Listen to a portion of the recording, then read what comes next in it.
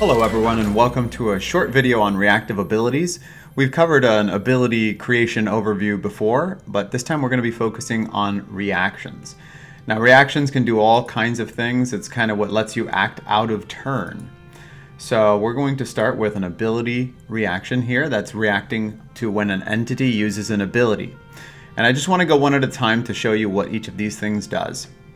So this first is the chance to react. So you can take it all the way down to 25% chance, meaning you'll only act 1 out of 4 times. Then you have an when to react. Now this is going to change depending on the type of reaction. We'll come back to that in a second. Then it's what kind of ability you're going to react to. So it could be a friendly ability, a damaging ability, hostile. So let's change it to damaging. Then the user of the ability. So I'm actually going to make a combo attack. So I'm going to change it from enemy to ally. That means an ally is using an ability, and now I choose the target on an enemy. So I've said an ally is using an ability that is damaging on an enemy. I am going to then target either, this would be the ally that used it, this would be myself, then there's the nearest enemies, nearest other allies, or entity. And in this case, I'm going to say triggered on. So now, when an ally attacks an enemy with a damaging ability, I target the enemy that my ally, or potentially myself, was targeting.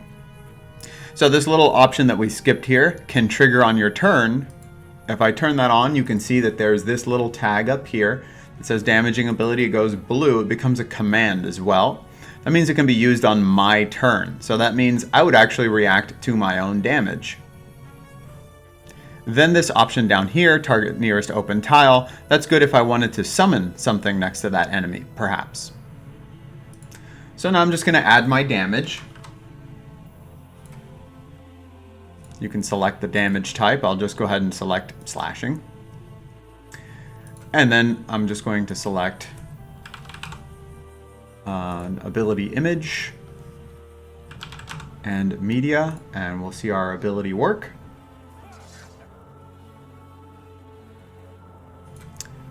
And then I can come back here and just call it combo slash or whatever I wanted. Now this right here, of course, is like any other ability. I have 1 range right now, so I would only react to targets within 1 range. I can control that, of course. I can set uses, I can set a cooldown, and I can increase the amount of action points required to activate combo slash.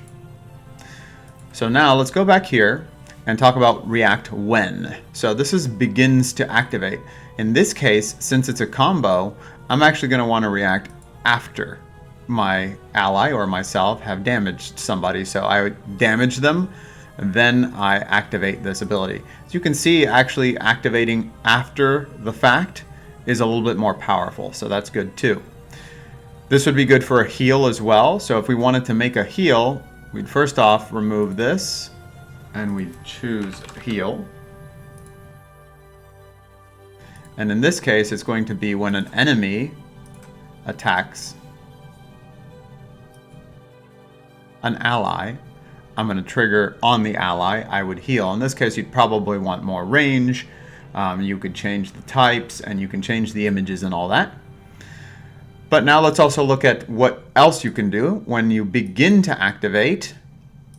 Let's say any hostile ability, I can actually push the enemy away with a move target action. So there, any enemy within 1 range, enemy activating a hostile ability on an ally, and I can do myself in this case. On myself, I would target the user and push them away. So there, of course, I would come over here and select another image. Push, perhaps.